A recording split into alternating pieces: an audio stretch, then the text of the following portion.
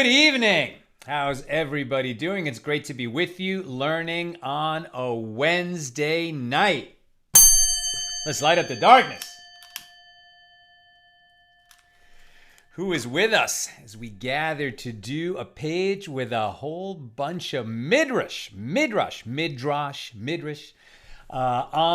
the Megillah of Purim. It's going to be a lot of fun. Yehuda in Florence, South Carolina, Melissa in Great Neck, Paul in Chicago, Bill in Missouri, James in Indianapolis, Pauline in Arkansas, Renee in Indiana, Bella in Florida, Hannah in New York, Nancy in North Carolina, Paul in the Great Northwest, Christo in Lubbock, Shandora in the Bronx, Rick in Chicago, Stephen in New Hampshire, John in Sedona, Roger in Key Largo, Paul in Minneapolis, Rebecca in LA, Charles in the Ozarks, and Julius in the outskirts of Philly. Welcome, everybody. Today's episode of AT Daily, sponsored by Karen and Darren Hollander in memory of Alan Letts. May Alan's memory have a great elevation in the world of souls. May our learning today accrue to his merit there and take him ever higher. Darren and Karen, may you and all your mishpacha, all your family, all your loved ones be showered in blessings. We say amen. Thank you for enabling us to share more Torah with more people. It is our annual campaign. I'm going to stop saying that when the year ends, but we're still in it. Donations are matched now during the annual campaign. It's not too late. Get in there. Be part of this great effort. In particular, we want to build the AT app next year. You'll be able to, we'll still put the daily show on Facebook and YouTube, but through the app, you'll have custom notifications. You'll have all kinds of extra control over it. Plus a whole bunch of extra new content that's going to be on the app with God's help and yours. Join now. Help us build the AT app. Donate.accidentaltalmudist.org. And thank you so much to everybody who has already joined in our annual campaign. We really can't do it without you. All right. Where are we holding? So today is Daf Yud, page 10 here in Tractate Megillah, the 11th volume of the Talmud. These are the laws of Purim. We're in chapter 1. We've just had a long string of Mishnas, based on the structure. It's almost like a digression within the Mishnah. And it's just based on the structure. The only difference between this and that, and then it keys in on some specific difference between two things that are otherwise very similar. We entered this unit, as it were, of Mishnayos by saying the only difference between Purim celebrated in first Adar versus Purim celebrated in second Adar, the Hebrew month of Adar, during a Hebrew leap year, and then kind of went into those rules a little bit. But today we're on Mishnah 13 here of chapter 1. And we're not really talking about Purim, but we're continuing this structure, the only difference. So the difference between the tabernacle in Shiloh, or in Hebrew Shiloh, so the tabernacle, the Mishkan, this was the center of the Jewish world when the children of Israel were wandering in the desert for 40 years. The holy tabernacle, it was a portable dwelling place for the Lord that we brought with us. The Lord is everywhere. We are in the Lord, but the Lord caused his presence to be manifest in one place, over the altar where the offerings were brought. At the time of the tabernacle in the desert, wherever the tabernacle stood. Once we entered Israel, the tabernacle was primarily, for almost 400 years, in Shiloh. And it also spent about 57 years in Nov and Gibeon. And then eventually, the Jerusalem was selected by King David and the place where the temple would be built. And his son Solomon built it. Okay. So the difference between the tabernacle in Shiloh and the temple in Jerusalem is only that in Shiloh, one eats offerings of lesser sanctity. For example, the individual peace offerings, the thanks offering, and the paschal lamb. And also the second tithe. We've talked about this a bunch of times, that when the temple is standing. in the first and second and fourth and fifth years of the 7-year Shemitah cycle. This is a Shemitah year right now when the land of Israel is supposed to go unplanted. The farmers do not plant crops in their fields. And the Lord gives a sufficient abundance so that there's plenty to eat, and then we start planting again in the first year of the new cycle. During the first and second and fourth and fifth of those years, the idea was that the farmers the first 2% of their produce would go to a priest. That's the Teruma Gedola. Then comes the real tithe, the first tithe, Meiser, which would go to the Levites. And then the second tithe in 4 out of those 7 years would be used for the pilgrimage to Jerusalem. And you would use it, so you'd have what to eat to go on that journey. But if it was too far away, you could sell that second tithe and transfer its value to money. And that money had to be minted coins, not unminted coins. Not just its value in like gold dust or little ingots or something. It had to be, minted money. And you would take that money in your hand, have it separate as second tithe, so that you would have traveling money to go up to Jerusalem and rejoice in Passover or Shavuos or Sukkot. In the 3rd and 6th years of the cycle, that second tithe would actually be given to the poor and not used for the pilgrimages. And then in the 7th year, there was no tithing because you weren't planting or harvesting the land. Okay, so now that what we're learning here is that when the tabernacle was standing at Shiloh, and then versus when the temple was standing in Jerusalem, basically everything was the same except these little differences, right? These differences, and it's only that in Shiloh one eats offerings of lesser sanctity, like peace and thanks offerings and the Paschal lamb, and also the second tithe in any place that overlooks Shiloh, because Shiloh was not a walled city like Jerusalem. And so any place within its Shabbos boundary, right, within 2,000 cubits of its, I guess where the altar stands as the center of that, or where the tabernacle stood as the center of that, is regarded as part of the city. But in Jerusalem, one can eat those consecrated items only within the walls of Jerusalem. Jerusalem, a walled city. And here in Shiloh and there in Jerusalem, offerings of the most sacred order, the higher order of sacred offerings, are eaten only within the hangings. What does that mean? The tabernacle courtyard in Shiloh was surrounded by hangings, and the temple courtyard in Jerusalem was surrounded by a wall. Not the wall of Jerusalem, but the wall of the temple. So the offerings of the most sacred order could only be eaten within that compound, either the tabernacle or the temple. And there was one other difference with regard to the sanctity of Shiloh. After the tabernacle was destroyed, there is permission to sacrifice offerings on improvised altars, small altars, private altars. That was permissible once the tabernacle was destroyed and there was no central altar for the Jewish people. But with regard to the sanctity of Jerusalem, after the temple was destroyed, there is no permission to sacrifice offerings on improvised altars, as that prohibition remains intact. And indeed, 2,000 years, almost 2,000 years later, we do not bring offerings on any altars anywhere once the second temple was destroyed.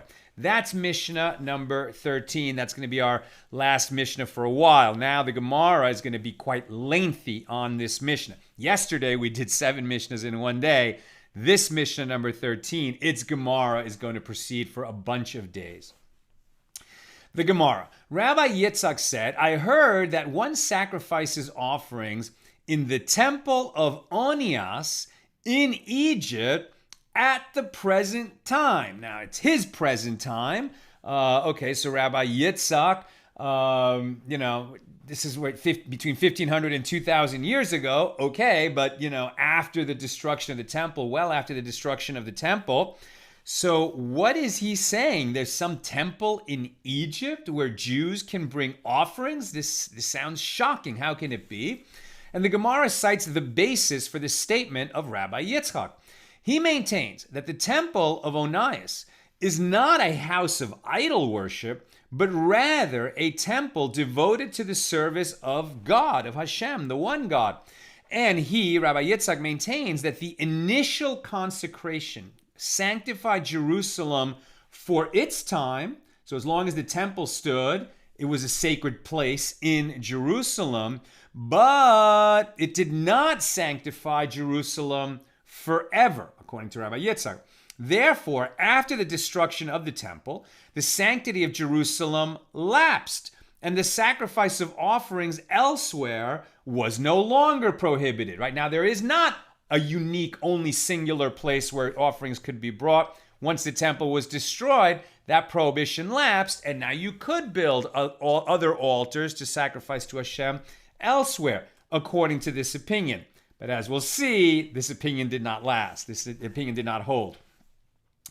The Gemara cites the source for this law. It is, according to Rabbi Yitzhak, as it is written, Deuteronomy 12:9, for you are not as yet come to the rest and to the inheritance, which is interpreted, rest, this is Shiloh, right? That the tabernacle rested there before that permanent house was built for the Lord in Jerusalem. Rest, this is Shiloh. Inheritance, this is Jerusalem.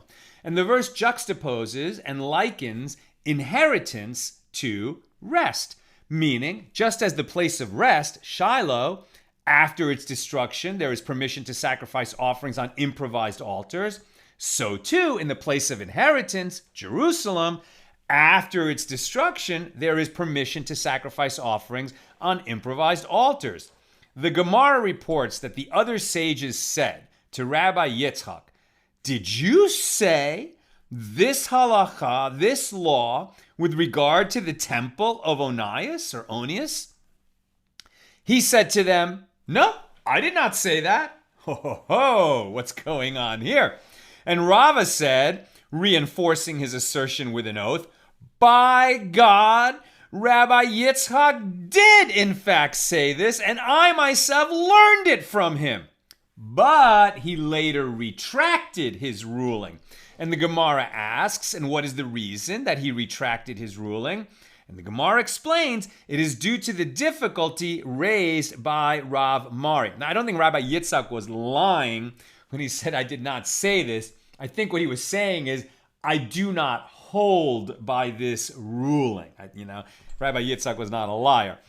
And so what is the reason that he retracted his ruling? And the Gemara explains it is due to the difficulty raised by Rav Mari, as Rav Mari raised an objection from the Mishna with regard to the sanctity of Shiloh. After the tabernacle was destroyed, there is permission to sacrifice offerings on improvised altars.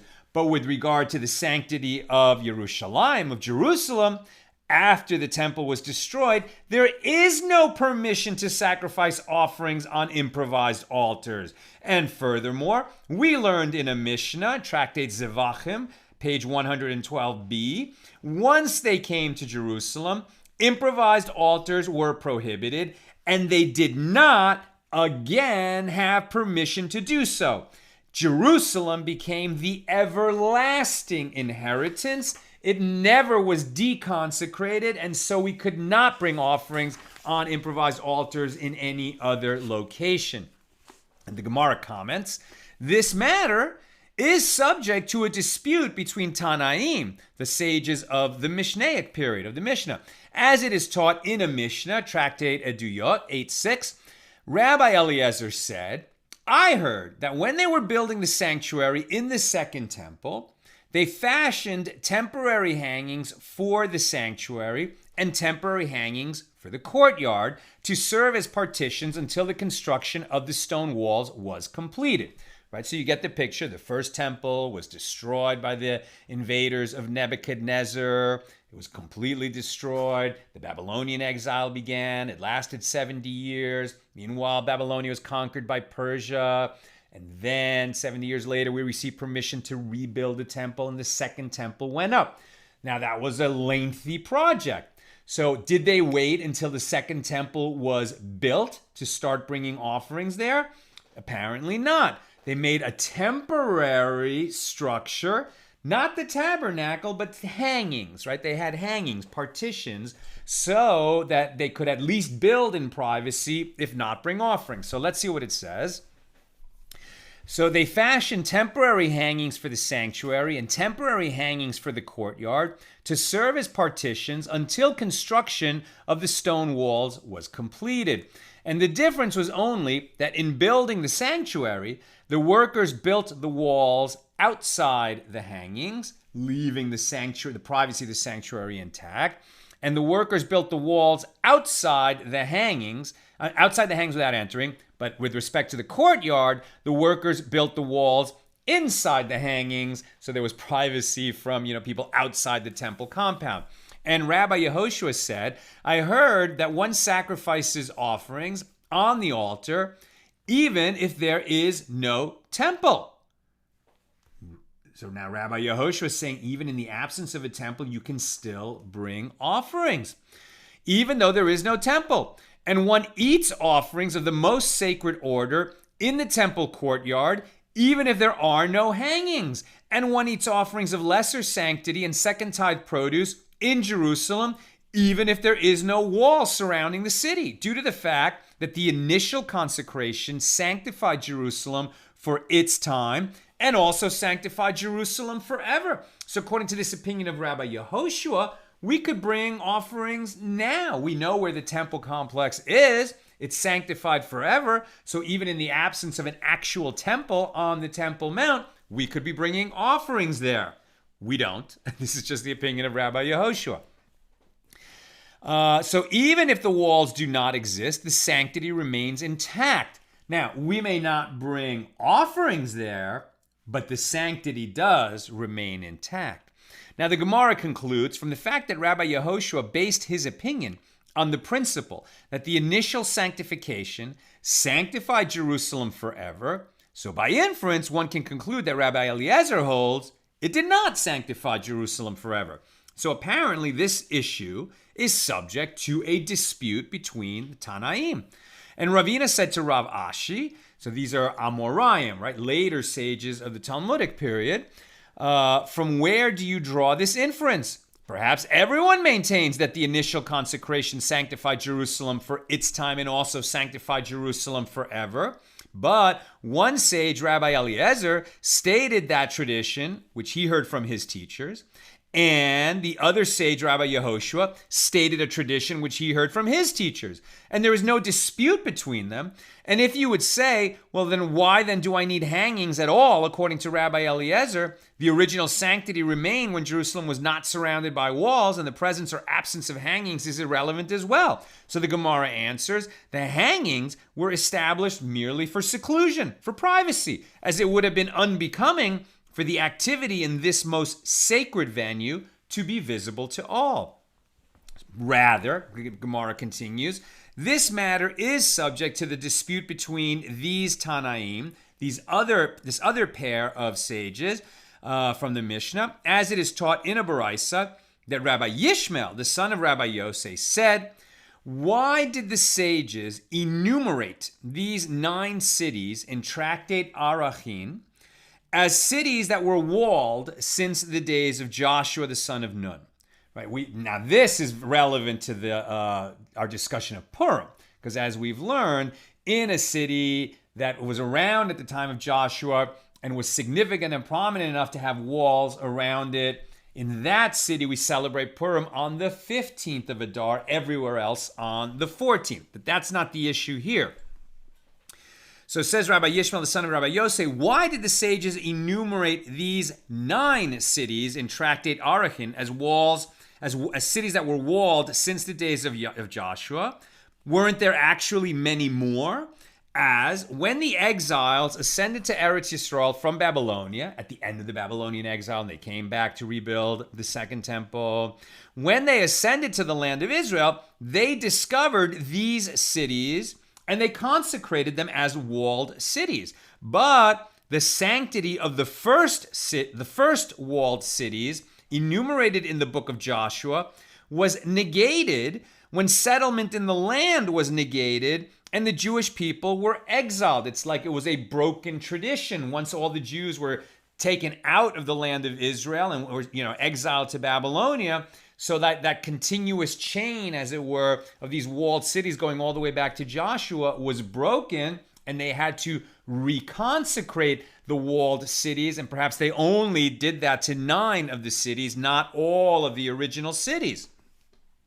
So apparently Rabbi Yishmael, the son of Rabbi Yosei, maintains the initial consecration sanctified Jerusalem for its time only, but did not sanctify Jerusalem forever, right? When Jerusalem was sanctified by David as the spot for the temple, and then, really consecrated by Solomon when the temple was built. So perhaps that did not last forever, as it had to be reestablished at the time of the second temple. Well, the Gemara raises a contradiction from a different baraisa. Rabbi Yishmael, the son of Rabbi Yosei, said, were these cities that were enumerated in Tractate Arachin the only walled cities? Wasn't it already stated in Deuteronomy 3:4, 60 cities, all the region of Argov? And concerning these cities it is written, all these cities were fortified with high walls, gates, and bars. That's Deuteronomy 3:5, indicating that there were a great number of walled cities. So how can you say there were only 9 when the exiles came back? Rather, why then did the sages enumerate these specific cities in Tractate Arachin? It is due to the fact that when the exiles ascended from Babylonia, they discovered these and consecrated them as walled cities. They didn't discover all the original cities. But the Gemara says, consecrated them? If their sanctity remained, why was it necessary to consecrate them? Now, didn't they say later in the same baraisa that it is not necessary to consecrate them? Rather, this is what the baraisa means to say, it is due to the fact that when the exiles came up from Babylonia, they discovered these 9 and enumerated them, right? They listed them. They said, these are the 9 that for sure were walled cities originally, but they didn't find all those other ones.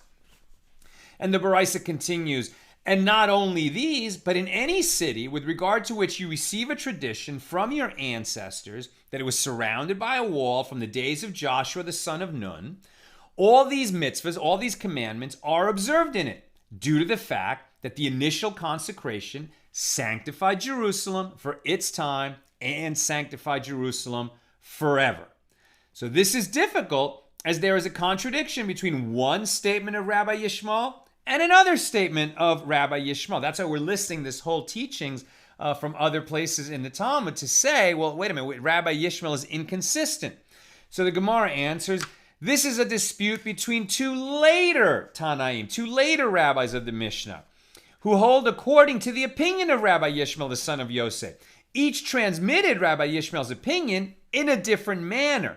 That's how you can see that consistencies come. It wasn't that Rabbi Yishmael contradicted himself, is that when people transmitted his teachings somewhere along the line, it changed a little bit. And if you wish, say instead that one of the traditions is mistaken. As with regard to this statement of Rabbi Elazar ben Yosei, it says, as with regard to this statement, Rabbi Elazar ben Yosei said, it is taught in a baraisa, Rabbi Elazar, the son of Rabbi Yosei, said that the verse states, which has a wall, and here it uses lo, and the word lo, which is written with an aleph, means no, that it does not have a wall. But its vocalization is in the sense of its homonym lo with a vav, lamed vav, meaning that it has a wall. The way that little word occurs in the sentence could either mean lo, no, it does not have a wall, or lo, it, the one that we're talking about, has a wall. So this indicates that even though it does not presently have a wall, as it was destroyed, but it had a wall previously, it retains its status as a walled city. And it is Rabbi Elazar, the son of Rabbi Yosei, who maintains that the first consecration sanctified Jerusalem forever. Let me just keep going. Okay, new subject. So the Gemara returns to the primary topic of this chapter, which is the book of Esther. That's what we've been talking about all along in chapter 1. We're finally getting back to the book of Esther, the Megillah.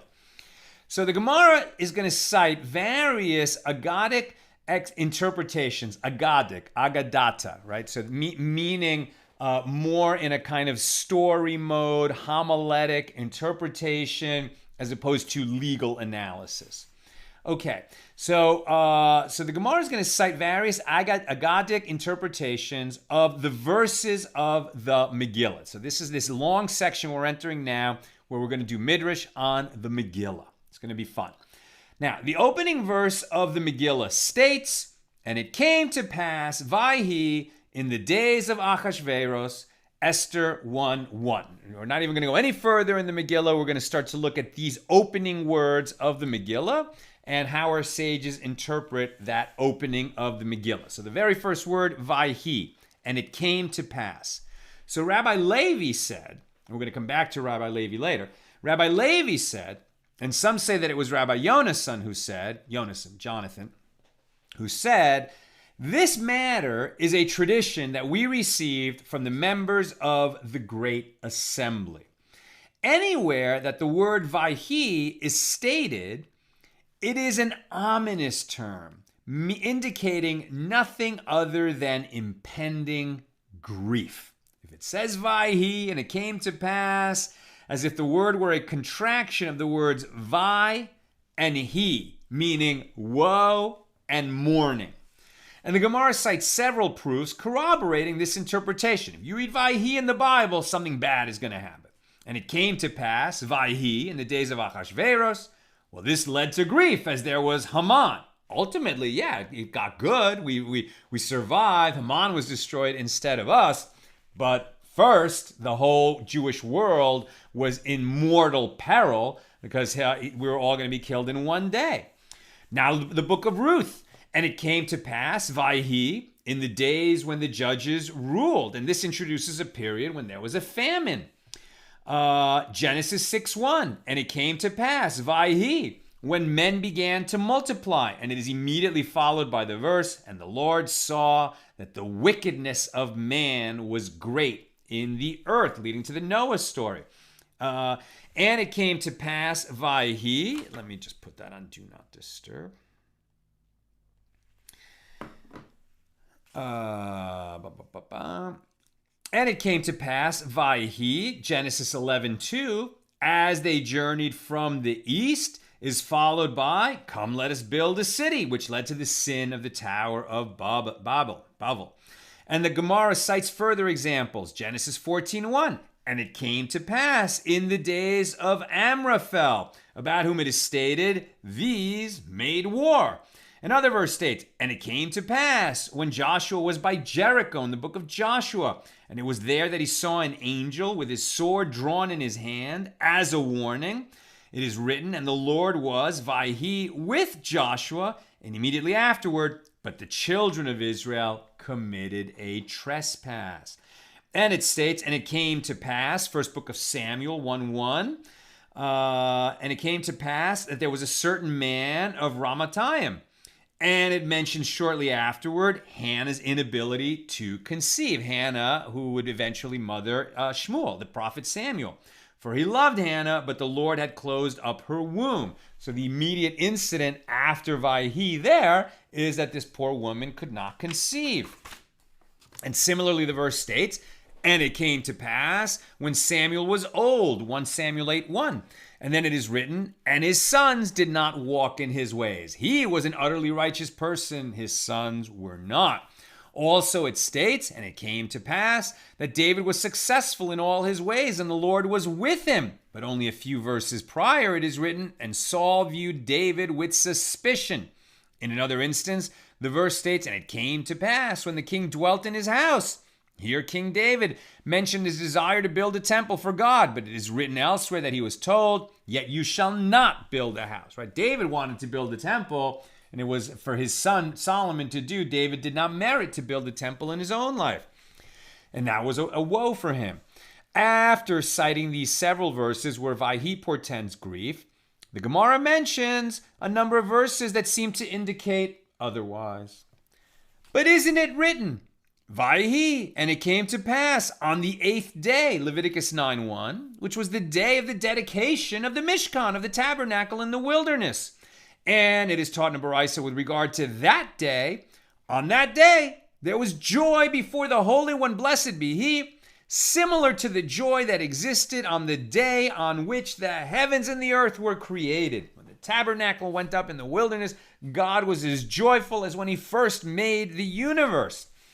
And the Gemara cites a verbal analogy in support of this statement. How do we know that there was so much joy? It is written here with regard to the dedication of the tabernacle, and it came to pass, Vayhi, on the 8th day. And it is written there in the creation story. And it was, Vayhi, evening, and it was morning, one day. And this indicates that there was joy on the 8th day when the tabernacle was dedicated, similar to the joy that existed on the day that the world was created. So apparently the term Vayhi is not necessarily a portent of grief. And the Gemara answers, that's not a good proof at all. Why? Because on the day that the Mishkan, the tabernacle, was dedicated, a calamity befell the people as the sons of Aaron, Nadav and Avihu, died.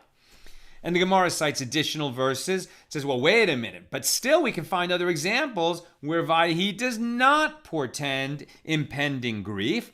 Isn't it written, and it came to pass, Vayhi, in the 480th year, 1 Kings 6:1, which discusses the joyous occasion of the building of the temple. And furthermore, isn't it written, and it came to pass, Vayhi, when Jacob saw Rachel, which was a momentous occasion when Jacob met Rachel, right? And they became the mother and father of Joseph and Benjamin. And it was really that moment started the birth of all the tribes, because, Jacob ended up marrying Leah and the other two wives only because of his love for Rachel. So it was really, a momentous occasion that led to the 12 tribes of Israel. And isn't it written, Vayhi erev vayhi voiker yom hashishi, yom rishon, and it was evening and it was morning one day, Genesis 1:5. And isn't there the second day of creation? And isn't there the third day where the term Vayhi is used? And it came to pass, there was an evening, there was morning, a day. And aren't there many verses in the Bible in which the term Vayhi appears and no grief ensues? So apparently this proposed principle that when the Bible says Vayhi, something bad is going to happen, it doesn't hold water, it doesn't work. There's all these exceptions. So the Gemara states that there are 5 instances of Vayhi bimei in the Bible. And it came to pass in the days of. Now, when we have this complete phrase, it came to pass in the days of Vayhi bimei, then it's going to portend grief. And it came to pass in the days of Achashverosh. Okay, so there we see that the whole Jewish people was threatened. And it came to pass in the days when judges ruled, the book of Ruth. And it came to pass in the days of Amraphel. And it came to pass in the days of Ahaz in the book of Isaiah. And it came to pass in the days of Jehoiakim in Jeremiah 1:3. In all those incidents, grief did ensue. So if it says Vayhi bimei, okay, then trouble is coming. Apropos, the tradition cited by Rabbi Levi above. So now that we brought in a teaching of Rabbi Levi, we're going to do another teaching of Rabbi Levi. It's that kind of digression. Rabbi Levi said, this matter is a tradition that we received from our ancestors.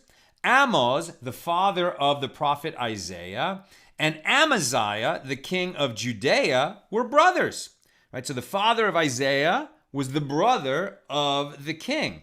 And the Gemara questions, well, what novel element is this statement teaching us? And the Gemara responds, it is in accordance with that which Rabbi Shmuel bar Nachmani said, that Rabbi Yonasan said, any bride who is modest in the house of her father-in-law merits that kings and prophets will emerge from her. And from where do we derive this?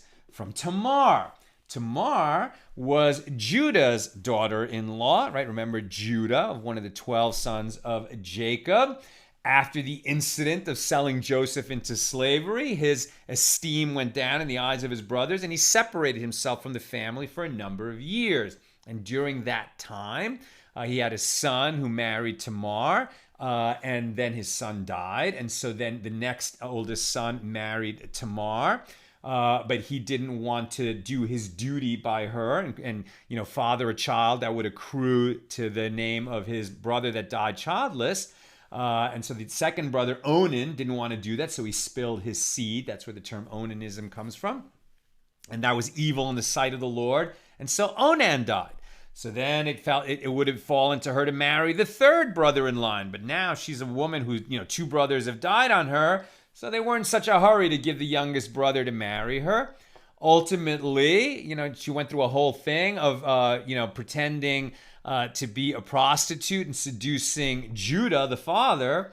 And then, she got pregnant and he said, oh, well, they should take her out and burn her. She committed adultery. And she sent privately to Judah and said, I'm pregnant by the owner of these items. And he recognized his own. And he said, she's right. She's more righteous than me. I was wrong. I should have married her myself or given her to my youngest son.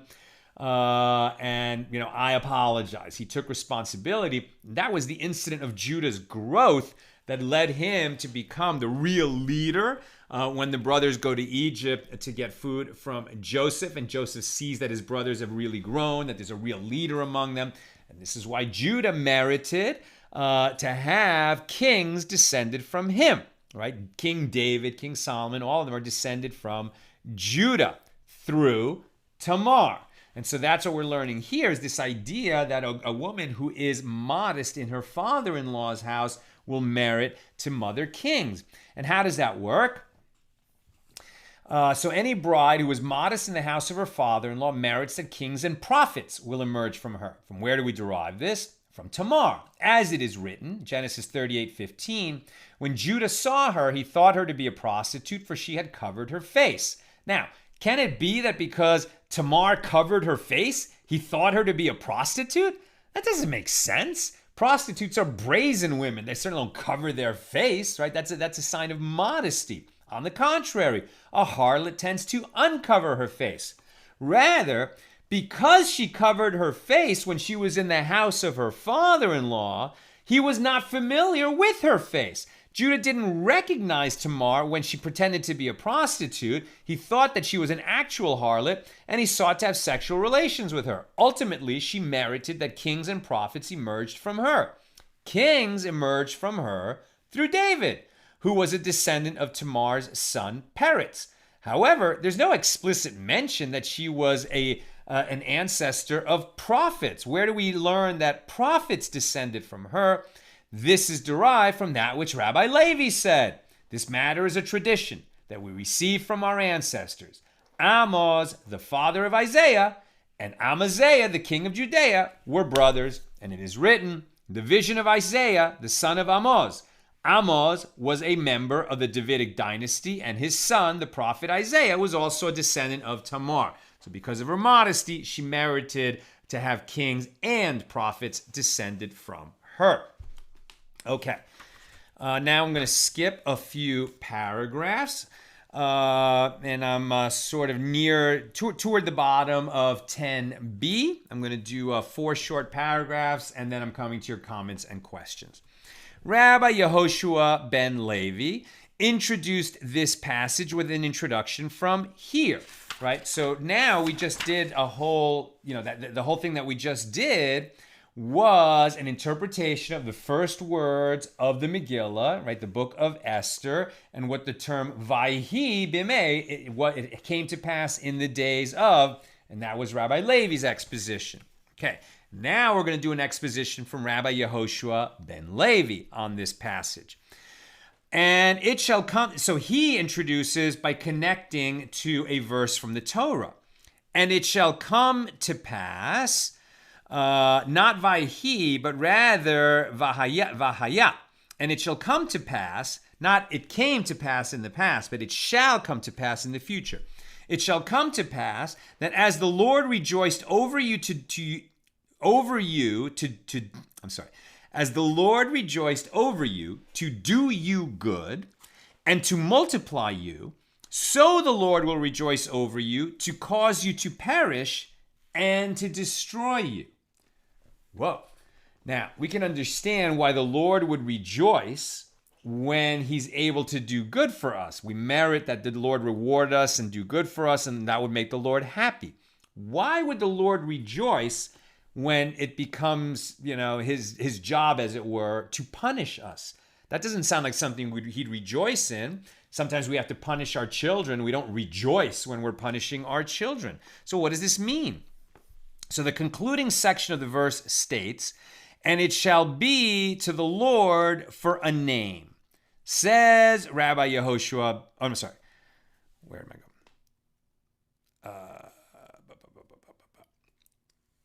Okay, so the verse indicates that just as the Lord rejoiced in the good that he did on behalf of Israel, so too the Lord will rejoice to cause you harm. And Rabbi Yehoshua ben Levi asked, does the Holy One, blessed be he, in fact rejoice over the downfall of the wicked? But it is written, as they went out before the army and say, give thanks to the Lord, for his kindness endures forever. Hodu l'Hashem ki tov ki li'olam hazda, right? Give thanks to the Lord, his kindness endures forever.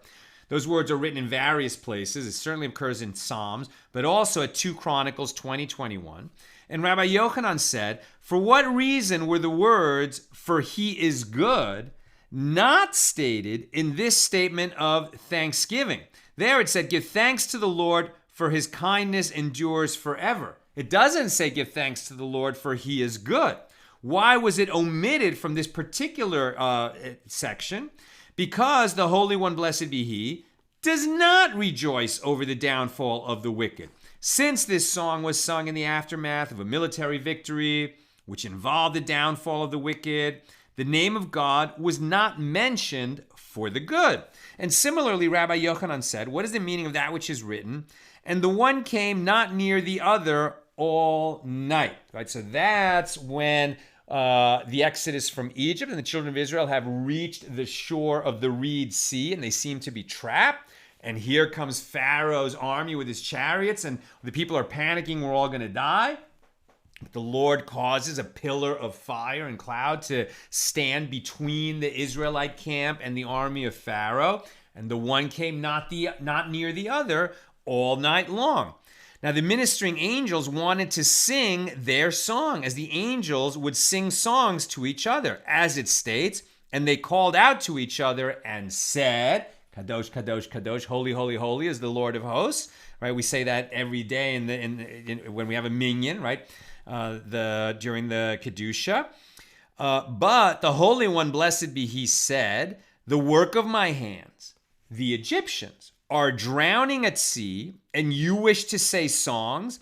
This indicates that God does not rejoice over the downfall of the wicked. So Rabbi Elazar said that this is how the matter is to be understood.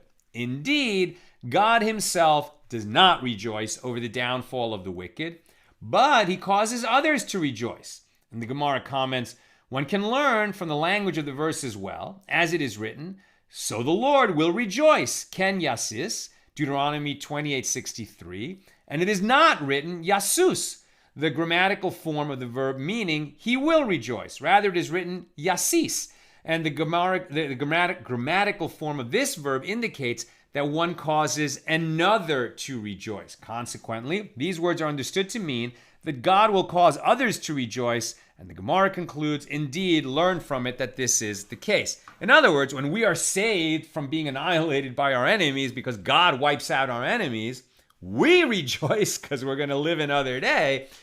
But God does not rejoice that matters on earth got so ugly and bad that he had to intercede and destroy a large number of people. God did not rejoice when he imposed the plagues on Egypt, particularly the death of the firstborn, the 10th plague. And God did not rejoice when the Egyptians were drowning in the sea. But we rejoice because we were saved from slavery and we were saved from being killed by Pharaoh's army. Okay, that's what we've got today. Let's go to your comments and questions.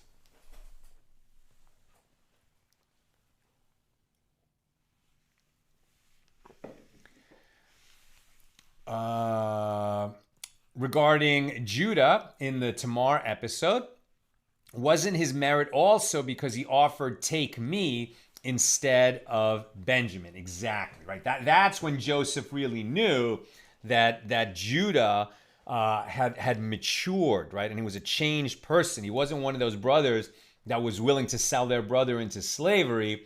He now was saying, take me instead of Benjamin. When Joseph, unrecognized by the brothers as the viceroy of Egypt, says, you are all spies. You can go home to your father, but I'm going to keep this one, your youngest, here.